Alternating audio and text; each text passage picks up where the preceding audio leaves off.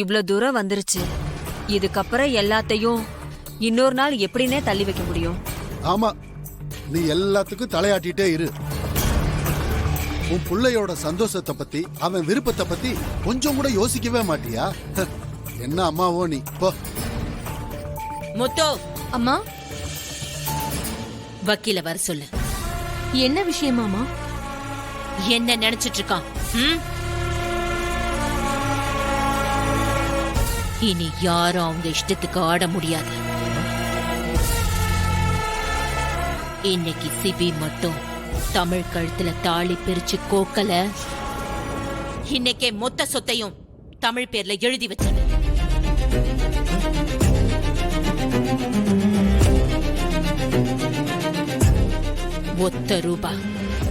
ஒத்த ரூபா கூட யாருக்கும் கிடைக்காது. அதுக்கப்புறம் எல்லாரும் தமிழ் பேச்சு கேட்டுதான் வாழணும். ஐயோ, நாம ஒரு பக்கம் வண்டியை திருப்பினா இது வேற பக்கம் போகுது. இல்லம்மா, அதெல்லாம் தம்பி வந்துரும். வந்தாகணும். இல்லனா என் முடிவுல எந்த மாற்றமும் இல்லை. புரிஞ்சுதா?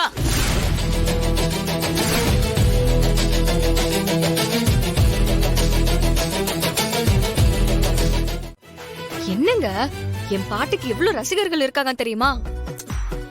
ஜனாமா என்ன 10 நிமிஷம் பாட சொல்லி கேட்பாங்க தினமும். உங்களுக்கு பிடிக்கல? என்ன வெறுப்பத்திற்கே இதெல்லாம் பண்ணிட்டு இருக்கல? சாச்சா, உங்களை சந்தோஷமா வச்சுக்கிறது தாங்க என் வேலை. சரி, என் பாட்டுக்கு எவ்வளவு மார்க் கொடுப்பீங்க?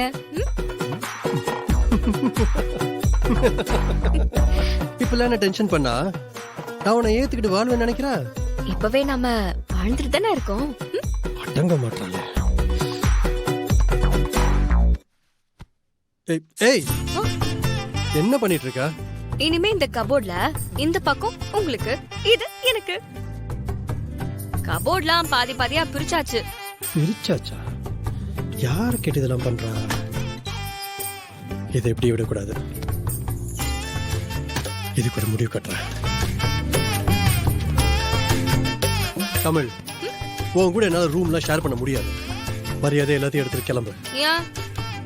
ஏன்னா எனக்கு பிடிக்கல. இது ஏன் ரூம், நீ வெளில போ. என்ன சிரிக்கிற? இல்ல, என்ன பார்த்து பயப்படுறவங்கள பார்த்தா எனக்கு சிரிப்பா வரும். பயந்தவங்களா? யாரு? நானா? Of course, you.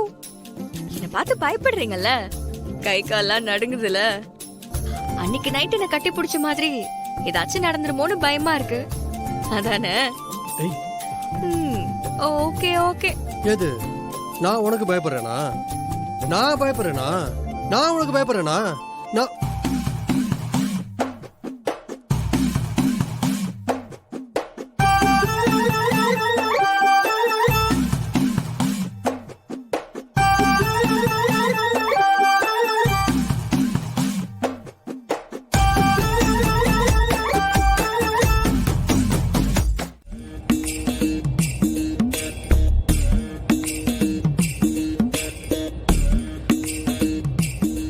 ஏண்டா மச்சான், உன் ஒய்ஃபு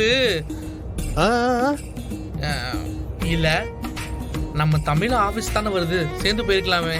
அதான் கார்ல இவ்வளவு இடம் இருக்குல்ல, எதுக்கு தனியா போக சொல்ற?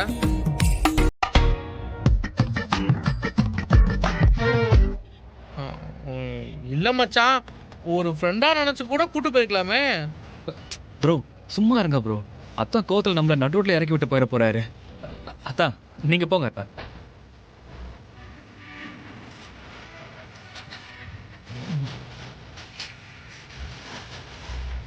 ஏண்டா மச்சான், உனக்கு இருக்க டென்ஷனுக்கு நீ ஆஃபீஸே போகாமல் வீட்டில் உட்காந்துருப்பேன்னு நினச்சேன்.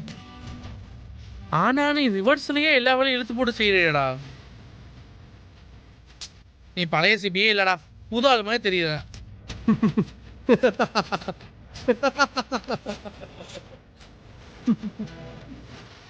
சிரிக்காம பதில் சொல்றா. டேய் மச்சான், நமக்கு ஃபுல் ஃப்ரீடம் எப்போ கிடைக்கும் தெரியுமா? அதான் 1947 கிடைச்சிருச்சேடா. ப்ரோ சும்மா இருங்க ப்ரோ. இந்த மாதிரி கிரிஞ்சா காமெடி பண்ணிட்டு இருக்காதீங்க. எனக்கு கோவம் வருது. அடிச்சிட போறேன். அடிச்சிட போறேங்கிறா? பிள்ளை பூச்சிலாம் கொடுக்க முடிக்கணும் கனவாடாங்கண்ணே. அதிகாரம் அது நம்ம கையில இருக்கிறப்ப தான் உண்மையான ஃப்ரீடமை அனுபவிக்க முடியும்.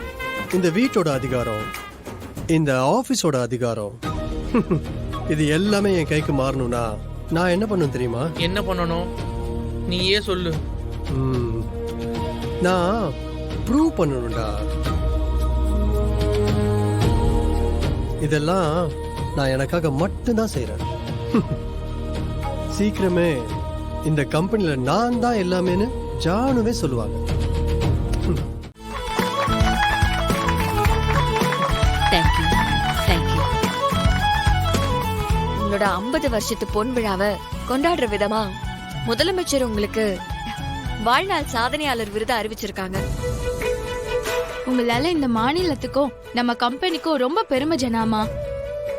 உங்க கூட சேர்ந்து ஒர்க் பண்றதுல நாங்க ரொம்ப ப்ரௌடா ஃபீல் பண்றோம். என்ன என்ன சத்தம் இங்க?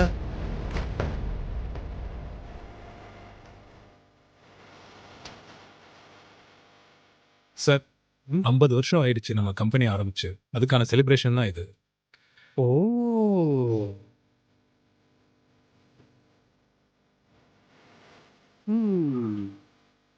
சரி, எல்லாரும் விஷ் பண்ணிட்டீங்கல்ல, போய் வேலையை பாருங்க. வாங்க, சும்மா டைம் வேஸ்ட் பண்ணிக்க.